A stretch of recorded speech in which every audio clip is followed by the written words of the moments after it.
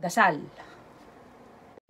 Sa tahimik na mga sandali ng gabi, kapag ang mundo'y payapa at tahimik, ako'y bumubulong sa mga bituin. Isang dasal, isang pag-asa, isang tahimik na hiling. Ako'y mananalangin para sa lakas na harapin ang bukang liwayway. Para sa tapang na yakapin ang hindi alam, para sa pag-ibig na punan ang mga puwang. At para sa kapayapaan na payapain ang nag-aalang kaluluwa.